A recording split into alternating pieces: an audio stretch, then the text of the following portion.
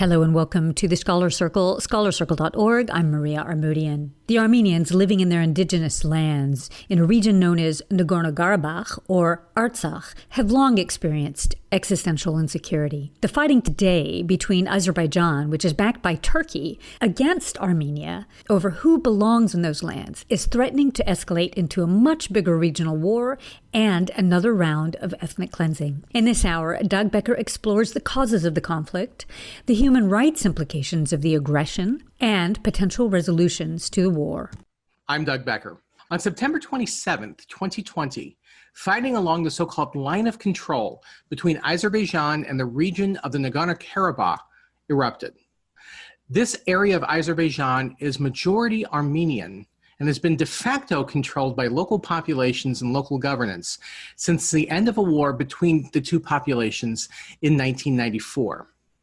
Armenians in the region, which they call Artsakh, have declared independence. Only Armenia recognizes this declaration. This new round of fighting appears to be a continuation of the conflict between this breakaway region and Azerbaijan. On today's show, we will discuss the origins of the conflict, the current outbreak, and potential pathways to peaceful settlements of the dispute with a particular eye on issues of human rights. Our panel today is Anna Ohanyan. She is the Richard B. Finnegan Distinguished Professor of Political Science and International Relations at Stonehill College. She is the editor of Russia Abroad, Driving Regional Fracture in Post-Communist Eurasia and Beyond, and the author of Networked Regionalism as Conflict Management. Steve Swerdlow, who is the Associate Professor of Practice of Human Rights in the Department of Political Science and International Relations at the University of Southern California. He was Senior Central Asia Researcher at Human Rights Watch. He has co-authored reports on violations of freedom of expression and the crackdown of media freedom in Azerbaijan and has conducted human rights field research in the region. And Hurst Hannum, who is Professor of International Law Emeritus at the Fletcher School of Law and Diplomacy at Tufts University. He is the author of Autonomy, Sovereignty, and Self-Determination, the Accommodation of Conflicting Rights, and co-author of International Human Rights, Problems of Law, Policy, and Practice, and also Negotiating Self-Determination. Thank you all for joining me today. Professor Ohanyan, we're going to begin with you first. Could you give us a bit of an overview as to this conflict, some of the historical factors, and some of the ways in which this current conflict is similar or possibly different from the historical conflicts? Obviously, this is a very complex conflict, as most conflicts are. What is happening right now on the ground definitely has several qualitatively new developments. The entry of Turkey, the possibility of the conflict regionalizing, becoming a proxy war. However, prior to this in general and within the scholarly community as well, this conflict was described as a post-Soviet war. The reasons for this have been several. The most recent outbreak, the conflict in its latest stage manifested in the twilight years of the Soviet years. It did start as a political contestation, the referendum that you mentioned, and I'm really covering a lot of events very quickly, but with the violence, already communal violence and clashes, there were Armenian pogroms in Baku and Sumgait, but with the collapse of the Soviet Union, essentially Armenia and Azerbaijan found themselves as independent states, and Armenia has been supporting the Armenian community in Nagorno-Karabakh, which was legally de jure part of Azerbaijan. One thing that is critical to highlight is that the conflict emerged in the years of Gorbachev's perestroika and glasnost reforms. And essentially it tested the capacity of these reforms, but also reminded the inability often of a Soviet Union as a top-down system to manage the conflict when it was still at its communal, much more manageable stages. I do want to highlight though, and I'll conclude with this, other scholars have used ethno-federalism to explain this conflict. I want to highlight that Soviet Union inherited or brought this in from the Russian Empire. There were communal clashes before Soviet Union was formed. It is also critical to highlight that that ancient hatred argument is not applied here. Armenians and Azerbaijanis are not born to hate each other. That within the Tsarist Empire, Russian Empire, and Transcaucasia, there were communal clashes, but there was also very deep, very intense interaction and cooperation between the elites. And in some respects, that connectivity within Transcaucasia as part of Russian Empire, in some respects, is way more progressive than the quality of diplomacy we see now in terms of very few contacts between Armenia and Azerbaijan and Nagorno-Karabakh after the collapse of the Soviet Union. You've raised some really interesting questions. We're going to explore a number of these themes in greater detail throughout the hour, including this question about sort of ancient hatreds versus this being a particularly contemporary issue. Professor Swerdlow, I know you've been in the region. Can you describe some of the causes of this conflict that you've seen and some of the concerns that you have, particularly from the perspective of human rights? Maybe I'll try to start where Anna left off by agreeing with her that the Soviet period in particular, you saw, and for really many centuries, but what I know better is the late Soviet and post-Soviet period, but there's a very long tradition of rich multicultural patchwork of deep connections and ties between Armenians and Azerbaijan. The Armenian community of Baku is one example. The Azerbaijanis that lived in Armenia shared traditions and history. Now this is happening very quickly, hour by hour, in a way that shared history, that understanding, it's been chipped away at systematically for the last 3 decades of this conflict, but now it's really moving quickly in a disturbingly rapid pace. And what I mean by that is we see an online vitriol, trolls on both sides, but we do see from the Azerbaijani side, which we'll get into, an authoritarian system, an authoritarian governance structure, which has really sort of taken hatred and mobilized it in this conflict. And that is one of the many tragic aspects of what we're seeing. But I think it's really important that we emphasize, I think, 2 things at the outset. I completely agree with Anna that this is a constructivist, this is an imagined conflict in many ways.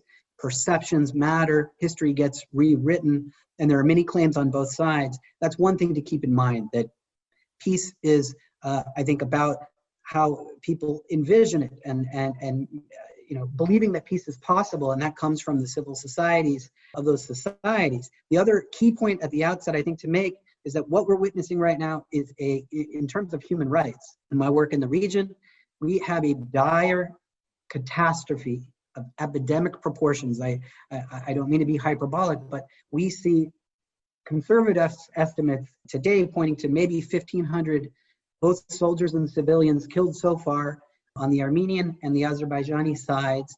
We see probably among those 1,500, 70 civilians at least on both sides. But since the Azerbaijani government is not revealing information about military casualties, we have far less information about what's happening there. But just in terms of the humanitarian aspects, this is a very hot war where cluster munitions are being used, drone strikes, and we have the International Committee for the Red Cross calling for an immediate cessation of hostilities, with the primary concern at the outset of just recovering the bodies of soldiers off the battlefield. That, unfortunately, there was a ceasefire issued that was supposed to be adhered to, that Russia brokered about a week ago, which was immediately not even implemented and has been disregarded. And we've seen even more fierce fighting ensuing in the past few days. And so this is an escalating conflict, and many are talking about the risk of imminent ethnic cleansing, first and foremost of the ethnic Armenian population in Nagorno-Karabakh,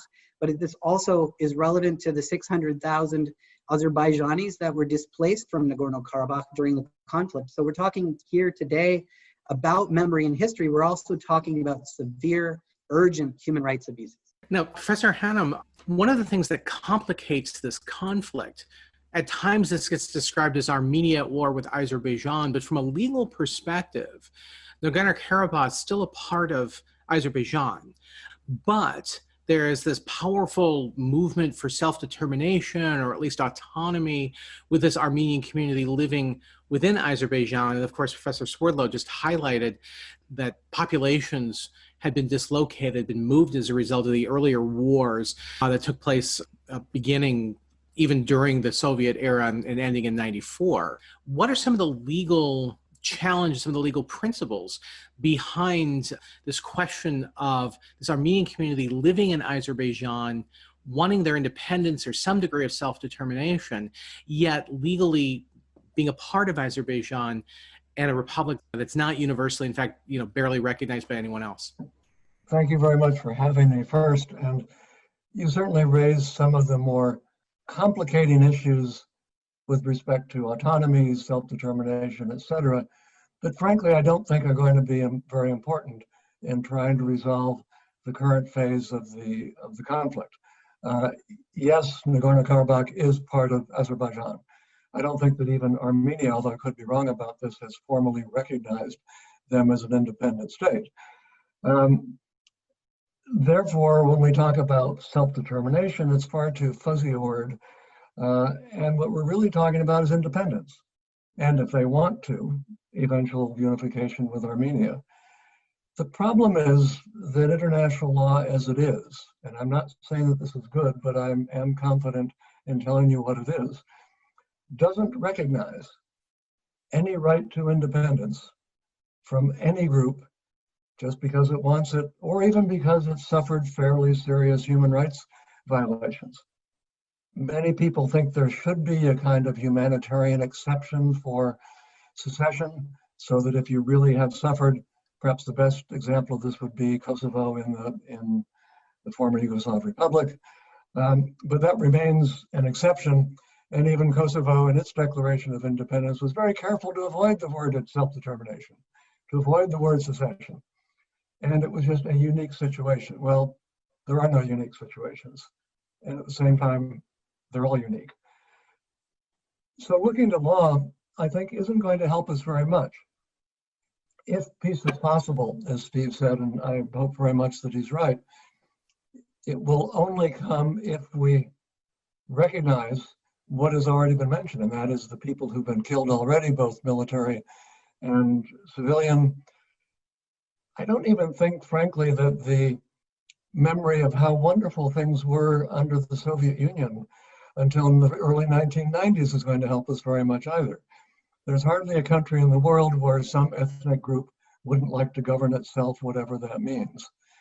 That's no guarantee that that government is going to be democratic. That's no guarantee that it's going to be honest. But I think law, at least, has come, for a change, to the right decision by saying, essentially, go ahead and try. There's no law against secession, but what you have to do is either, if you're in the 19th century, gain the support of the great powers, or in the 20th century, I suppose, 21st century now, gain the support of some people who will give you lots of weapons. All of this, it seems to me, and I'm not an expert in the region, comes back to Russia. And since it seems to have been providing weapons to just about everyone who wants them, I hope that we'll get a chance to even mention whether or not any resolution is possible without the agreement of Russia, not just its help, its agreement. Yes, Steve, you had a response to that. Well, not so much a response, but just as we're getting started, I have to say it's a huge honor to be on a panel with Hurst, someone whose text on international human rights really formed me as a student and hopefully as a practitioner. But I actually wanted to just, if we could, I know this is Scholars Circle, so in very few panels would I be able to ask a question of the expert. But I am curious about, because, and in truth, I completely agree with Hurst that the legal analysis of whether or not self-determination and the criteria of actual independence are met here, while that may not be directly relevant to ending the hostilities today, it is a question that both Azerbaijanis and Armenians are asking every day, every hour online, and I keep seeing that question being brought out. So I wanted to actually ask Hurst, in the application of the Montevideo Convention or principles, I'm curious at how he analyzes this fact pattern, which is, as we see, it's getting discussed now, even though it's somewhat of secondary importance, that Nagorno-Karabakh, the local assembly, the local parliamentary structure in the late Soviet period before the collapse of the Soviet Union in 1988, declared its own independence, I believe, and Anna will correct me, before Azerbaijan declared its independence from the Soviet Union. There's a big dispute about the legitimacy of that Declaration of Independence, the relevance it has. And then there's, of course, the more important central facts that apply to the self-determination question, which is that the overwhelming majority of the territory was ethnic Armenian. And then there's the question of control, and again, Hurst is the expert, so he can jump in with the criteria. But I think that it's important because, again, and it's interesting, it's astounding to me, but that self-determination question and whether the criteria are met is being discussed as we're also trying to follow the urgent humanitarian catastrophe.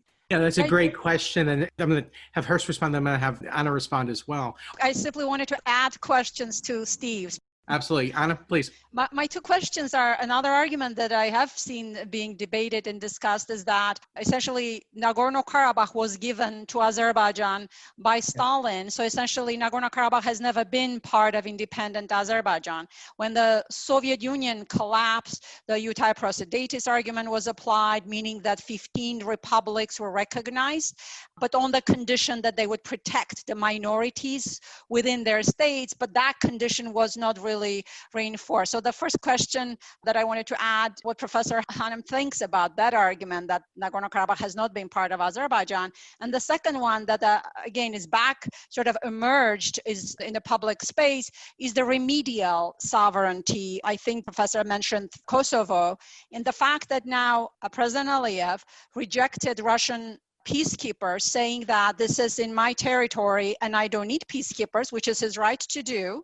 But at the same time, he clearly reserves the right to bomb Stepanakert, the civilians, which are legally part of his state, which essentially raises this difficult question, what does sovereignty mean? And then the whole conversation of popular sovereignty, etc. I'll actually add two quick things to what Anna seems to be indicating. Certainly could play the norm of the responsibility to protect, certainly could play a role. But I can't help but point out that the same argument about territory being given by Soviet leaders was always cited by the Russians in their annexation of Crimea. That was land that was given to Ukraine by Khrushchev. So certainly not unique. In any case, Professor Hannum, you have a number of questions you've been asked. I'm going to give you plenty of opportunity to respond. Well, maybe we can begin by saying that foolish consistency with respect to self-determination is the hobgoblin of little minds. Nagorno-Karabakh certainly meets the criteria for statehood. So does California. So does Chechnya. So does almost any territory in the world that has a government. And that, by the way, has nothing to do with ethnicity. It's simply a functioning government. There are a number of states that don't meet the criteria for statehood, but they are states because they used to be colonies. I mean, my view of what self-determination is and what secession is and whether or not there's a right to it comes out of basically looking at international law since the United Nations. The United Nations changed many things. One of the things that it changed was that it shifted this whole notion of self-determination from a principle in the 19th century that was generally won or lost by the use of force to a norm of international law. But that norm was incredibly narrow. And it's truly unfortunate that the UN used that broad word of self-determination, because who can be against that? What self-determination still means today, in my view at least, is the right of former colonies of European powers to be independent. That's all. And if you look at the history of the way the UN and the world has dealt with all of the ethnic groups who wanted secession from Sudan, from Nigeria, from India, from any place else you want, What comes along with self-determination is territorial integrity. And not surprisingly, every state that's recognized as one would prefer to have its territorial integrity respected. You have only to look at Yugoslavia, which is a wonderful example of all of these things and how there are very few good lawyers and not very many good politicians around either. I think it's also important not to confuse the problem, which in this case is not ethnic hatreds. I agree with certainly maybe some disagreements over fundamental issues and even human rights violations, and identifying those and trying to stop those. With the second part, which is what is the remedy for these violations? In no case, and again, even with Kosovo, I think it's quasi-independent now, recognized by over 100 states, more because the world decided that Serbs were bad guys, rather than because it had any right to independence because it was repressed by Serbia. But I think that what's important to remember is that, and if this is what we're seeing on blogs and in chat rooms, then tell people to forget about it, because it's not going to help. The self-determination, or the whether it was in part of Russia or Azerbaijan in what, the 1917, the 1920s, the 1930s, is absolutely irrelevant to anything that's going on there now. And I wish this weren't the case. I wish there were more respect for international law in many cases. But as I started off saying, I think that we're stuck. You don't have to be independent, and I'm glad someone raised the issue of autonomy. The trouble is that nobody wants autonomy. That's second place. You can be perfectly happy as an autonomous region. Scotland, Catalonia. I think most places where human rights are respected, most countries, still have elements of that country that want to be independent. It's not because they're repressed, it's because of money and greed and wanting a seat at the UN. That's an unfair characterization of the situation in Nagorno-Karabakh, but only partly so. And so I think what's more important is to try to identify if there is a solution, but a solution to what problem? If the problem is that Azerbaijan wants to be a state that keeps all its territory, and there's not a state in the entire world that doesn't believe that it has that right, versus the right of a part of its state to be independent, then there is no solution. So let's look at what's behind the issue and look at, as Anna suggested, some of the history and some of the meddling from neighbors. If I was in between Russia, Turkey, and Iran, I wouldn't be very happy either. And so maybe what we need to do is try to figure out a way to make the Caucasus into something that we had in the 19th century. Buffer states, protected states, I mean, who knows what. But today, and Anna's right, that sovereignty would be wonderful to explain, but it kind of means whatever anybody else recognizes you to be. There's not a very good test. As I said, Nagorno-Karabakh certainly could be sovereign, but a lot has to happen, and the most important thing that has to happen is the rest of the world has to recognize it, not just that Nagorno-Karabakh wants it. You're listening to Scholar Circle, scholarcircle.org. I'm Doug Becker. We've been discussing the origins and the human rights implications of the conflict in the Nagorno-Karabakh region. Upcoming, we will discuss potential options for conflict resolution, including the emphasis on a human rights or a protectionist model. Now, Anna, one thing that certainly I want to kind of return back to is these issues have been simmering in the region for quite some time. But why 2020? What's going on now that caused this, what I think most of us would have described as a frozen conflict since 1994, though there's certainly been periods of incursion and violence and aggression from the different periods. But this is an escalation that we really haven't seen, I think it's fair to say, since 94. What's behind this specific outbreak? So most of the narrative on this conflict remains focused on geopolitics. Bigger powers, major powers, which is definitely These are very important factors. Obviously, Turkey is basically a conflict party, and I'll talk about Turkey in a minute. But what I do think is overlooked, and perhaps it's harder to explain in the media, is the domestic drivers of foreign policies, both of Armenia and Azerbaijan, more so for Azerbaijan and Turkey in this case. I have argued in my work, and I should mention, I just had an edited volume on Armenia's Velvet Revolution with Lawrence Browers, where I, in both chapters, I've looked exactly at this question. Essentially, after the Velvet Revolution in Armenia, which was not a color revolution, it was bottom-up, driven by the masses, driven by broader civil society. The Velvet Revolution in South Caucasus created a democratic dyad, which I think it changed the structure of the political fabric in the region. Numerous studies focused on the regional dimension of politics, quantitative studies, have demonstrated that in a region, when the democratic pole becomes stronger, that creates pressure on the remaining authoritarian regime to defend its system. And in addition, it also creates pressure on militarized approaches to unresolved conflict. So when the Velvet Revolution broke out, I was excited in terms of new options and possibilities that this could open up in building, revitalizing peace systems and addressing the very dangerous security dilemmas in which people have found themselves. So this democratic dyad between Georgia and Armenia created pressure on Aliyev. And this summer, Belarus, there were protests happening in Belarus.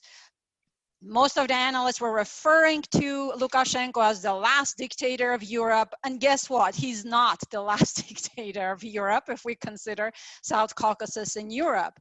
Belarus and Armenia are significant as democratic breakthroughs, depending what happens in Belarus, because they're happening in Russia's authoritarian orbit.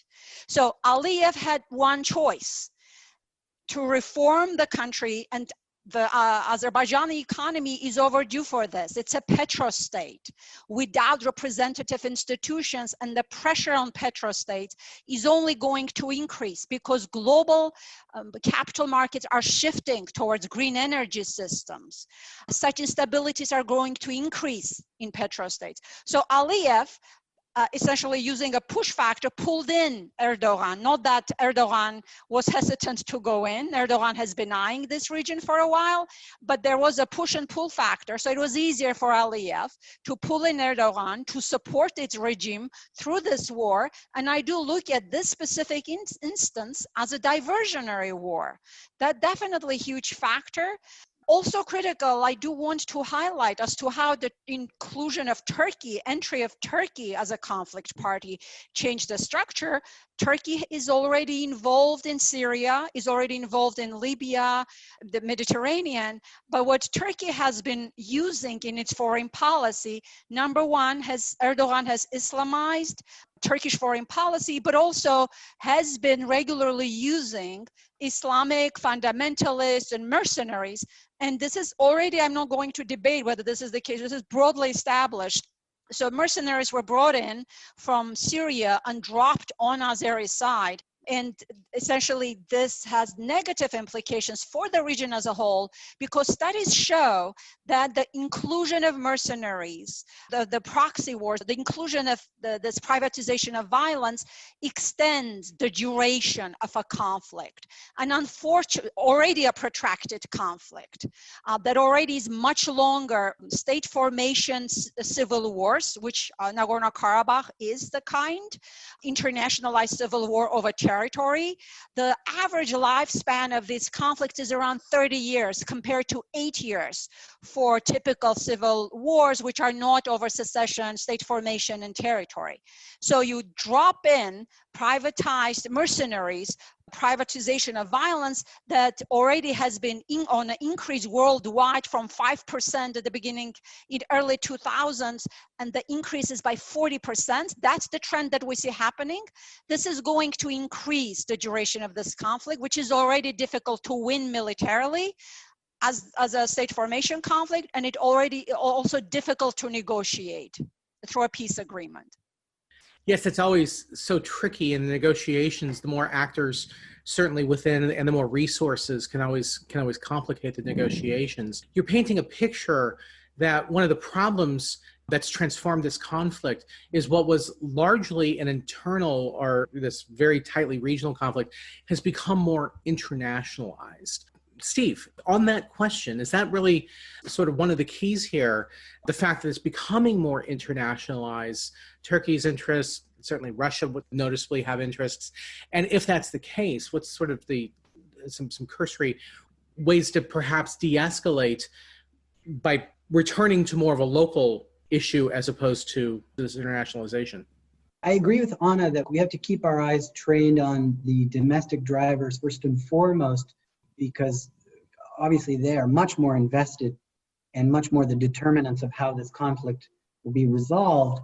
And I'll get to the international aspects. I think obviously Turkey's concurrent or coincident with Azerbaijan's crackdown on human rights over the past decade, we've also seen a severe crackdown on democratic movements and dissidents, so-called Gulenists and others all across Turkey's civil society for many years now, which has obviously amped up militarism, military adventurism, and really makes it very difficult to deal with Turkey and leverage, the ability to stop its involvement in this. But I wanted to say that I think two things that are really important inside Azerbaijan, to just begin with that and then move outward, is the systematic destruction of civil society. It really, as Anna said, Azerbaijan has transformed into a very hardcore authoritarian state more and more over the past 2 decades under Ilham Aliyev, obviously dynastic succession taking over from his father, Gaidar Aliyev. He has really picked off all of the activists that were talking about peace, that were engaged in peace building or even flirting with ideas of peace, that were human rights activists, journalists, and he's really eliminated all of the opposition parties, censored the internet, imposed travel bans, or in other cases forced other courageous activists into exile. And that's been very difficult. It's very difficult to engage with the civil society when that civil society is not free.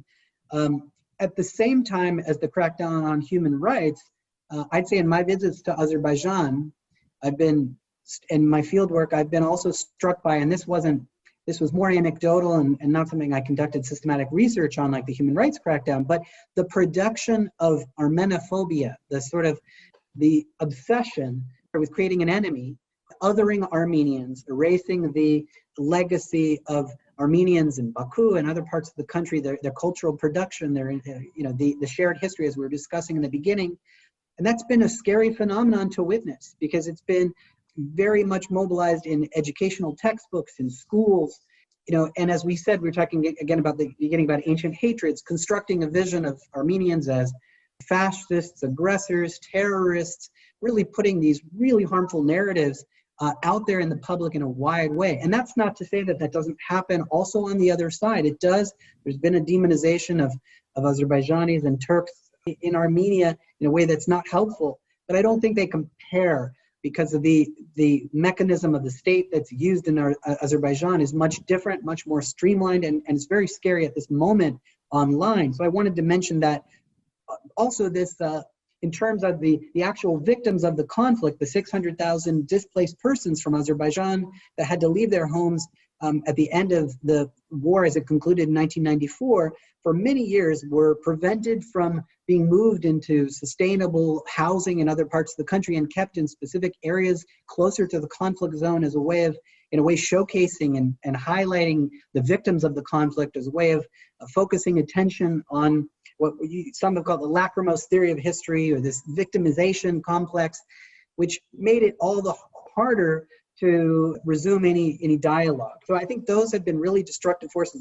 In terms of internationally, yes, Turkey, again, it's a human rights crisis that's run away. Also Russia.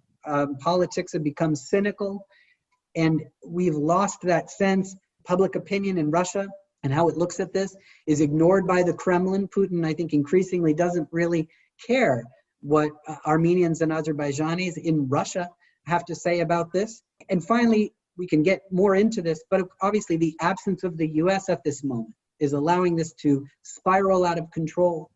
We've seen a recent tweet from Secretary Pompeo that was laughable in its indifference to what's happened. I think the tweet about 2 days ago was essentially, we hope the Armenians will survive this, but we're not going to do anything about it. And I think it's just absolutely destructive, completely irresponsible to have the U.S. abdicate its authority. We know why that's happening. There's a lot of other things on the horizon, but we need to see U.S. and EU engagement immediately in order to forestall further ethnic cleansing. You're listening to Scholar Circle, scholarcircle.org. I'm Doug Becker. Hurst Hannum, I would love to get your thoughts on the broad rights-based approach, this concept of the responsibility to protect and the role that might play as a form of resolution, either supporting some notion of self-determination on the part of the Armenians, or at least calling Azerbaijan to task to protect the rights of this minority within the region. There's been a number of references to responsibility to protect since this conflict has broken out. Is that a fruitful way to view a potential conflict resolution mechanism? In a word, no. The only people who talk about the responsibility to protect are academics and a center in New York and the Canadian government, I think. It's never been accepted by the UN. Most of the third world is against it. And most people who talk about it are the ones who are going to be doing the intervening, not those who are going to be intervened against. I have no objection to the concept in principle, but I think a bit like self-determination is not a very good place to start, because it means using force to stop terrible things, genocide, crimes against humanity, et cetera, et cetera. That's okay, there's nothing wrong with that, but it's nothing that's going to get support if one is looking for a peaceful resolution of the conflict. I did want to follow up a bit on this question of internationalization, because I think it's important to be careful what you wish for. Nagorno-Karabakh has been internationalized since what, 1994, 1995? We have the wonderful OSCE that's been taking care of it. The Azeris displaced and forgotten by their co-ethnicists and religionists remind me a lot of the Palestinians. I'd say that's been internationalized pretty well too, hasn't it? Does that work better? Kosovo became independent because of NATO's bombs, not because NATO or the EU or the US were very good at diplomacy. And frankly, while we can't get rid of Russia, Turkey, and let's leave Iran out of it, Russia and Turkey are enough. While we can't get rid of them, the thing I think to me that seems most important is to come back to this notion of what's going on domestically is really almost the only thing that counts. And if there's any willingness, if there's any positive aspect to peace that can be sold to both, well, to three parties, and let's remember there are three. There are the Azeris, there are the Armenians, and then there are the people of Artsakh. And they don't always agree with all of their Armenian brothers and sisters. Because if something can develop from inside, and it's going to be difficult in Azerbaijan, obviously, but even if it's at the top levels, then I think the goal should be to uninternationalize the conflict and to leave it up to people who, in some sense, started it, who started it again in 2020, and who are going to have to finish it. Not to look out for the white knight of the UN or the OSCE or anyone else to come and save them. And I hate to keep talking about what shouldn't be done, but it's my turn to pose a question, and that is exactly the one you posed just a few minutes ago, is not even so much how might we get to a solution, but what would my two colleagues on the panel see, who know much more about the situation than I do, as one or two feasible ultimate solutions. So one problem with conflict resolution is it pretends that everything's on the table, and it's not, of course. And it pretends that people will come to the table not knowing what's going to come out the other end.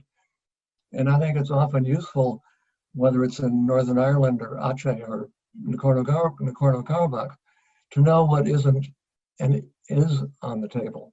So does it have to be independence? Does it have to be unification?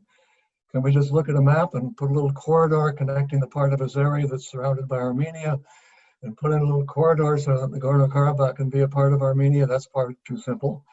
Might actually work, but it's far too simple and it wouldn't be any fun.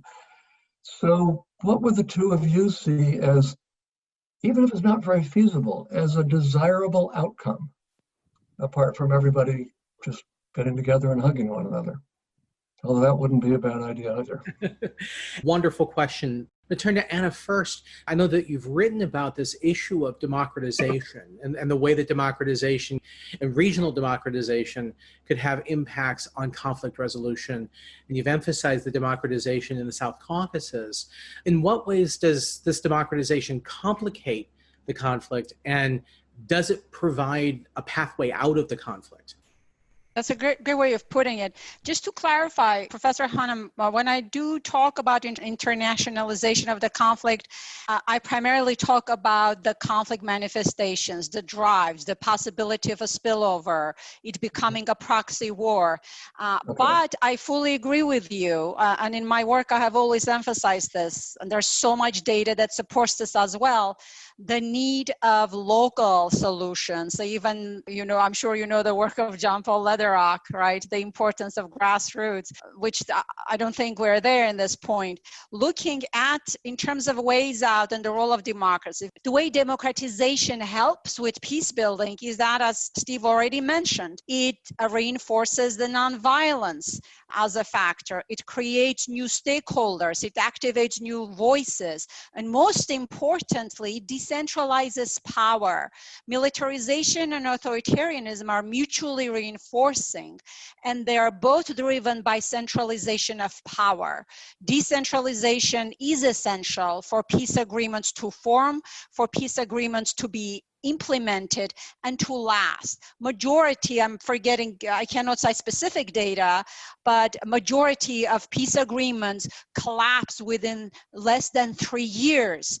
And there's a lot of lessons learned that having civil society at the table, having all parties at the table, having women at the table, all of these are factors, are markers of strong peace agreements and effective peace processes. We don't see any of that in this conflict.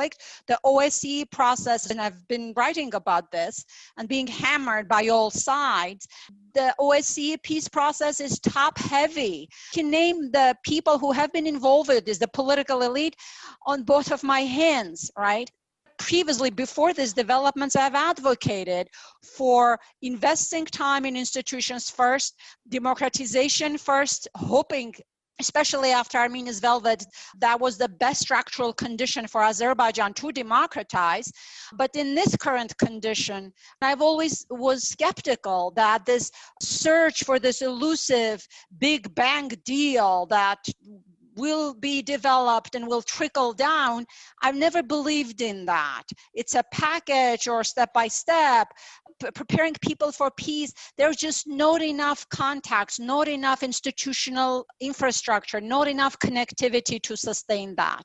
However, looking after these developments, this massive militarization driven by authoritarianism, essentially the primary challenge is to carve out a political space, to arrive at something. Ending the war and ending the violence, the ceasefire is critical. I do not know what the optimal solution is, and I should know it. I do not live in the region. That's a decision that rests with the people. But I'm primarily very much concerned for processes. I'm an institutionalist at heart. I should also note that the international world order tends to shape both conflict dynamics, but also what's possible at the negotiation table. These types of conflicts that are protracted, state formation, studies show that these types of conflicts have been tended to be ended or mediated by either negotiation by conflict parties, as Professor Hannum effectively pointed out. The second most frequently used option is mediation. And that also good news is that after World War II, two, the number of possibility of mediators has increased. The optimal solution is to have an international organization with a mediation or negotiation with the support of international organizations. But the fact that ceasefire is critical, militarization has not been taken off the table.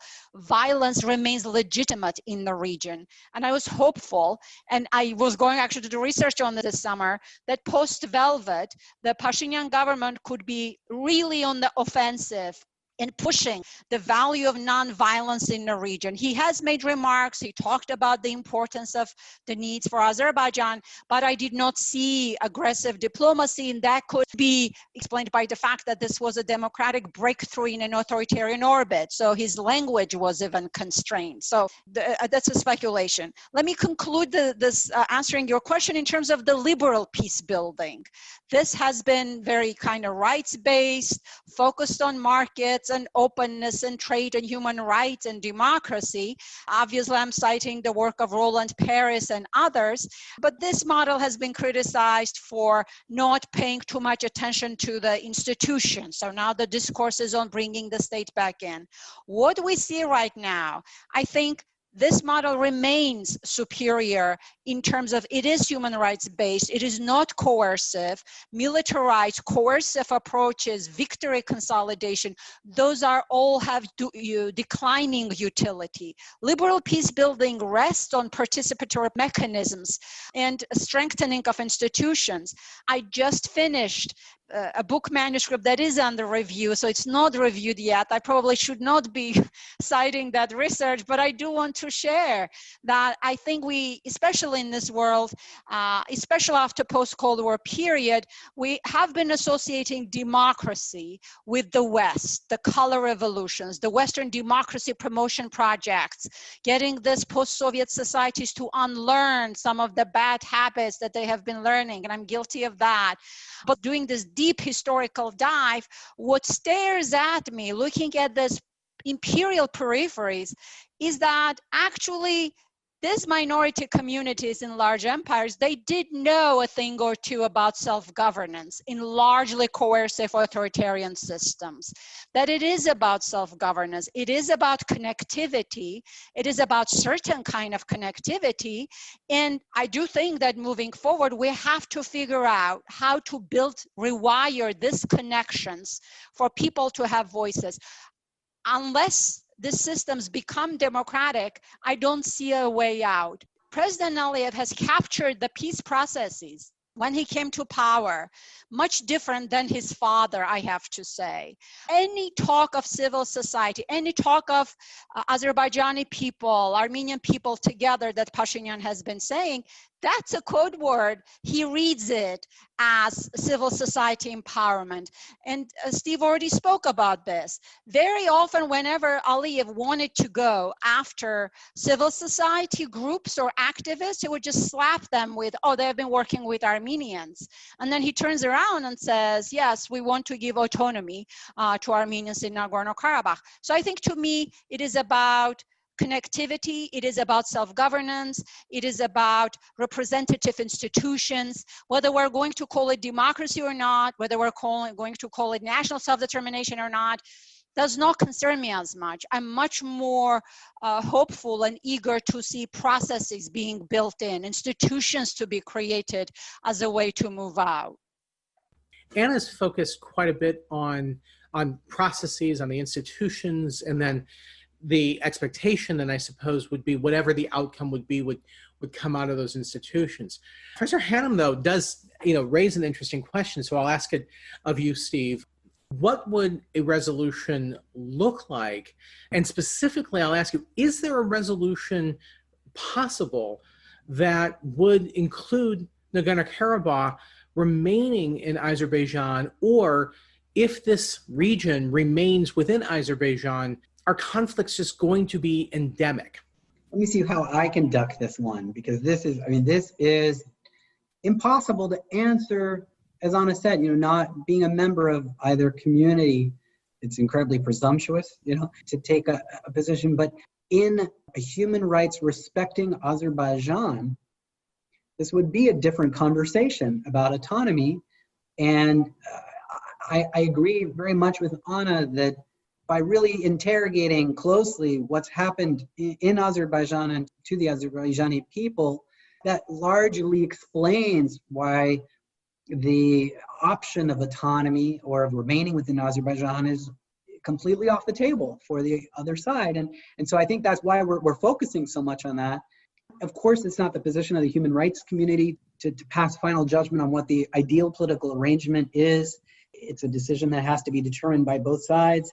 I want to push back a bit on what Hurst was saying about, will further engagement, or let's say involvement from the UN, from the OSCE or other international actors, will that create a further quagmire? And should we be skeptical, of, looking at Israel-Palestine and what comes of that, looking at much of what's happened in the Balkans? Should we be very skeptical about calling for those things? And of course, he's right to be very cautious. And I guess you could say that I'm coming from the camp of human rights activists that, in many cases, we do call for humanitarian intervention in the face of egregious, ongoing human rights abuses.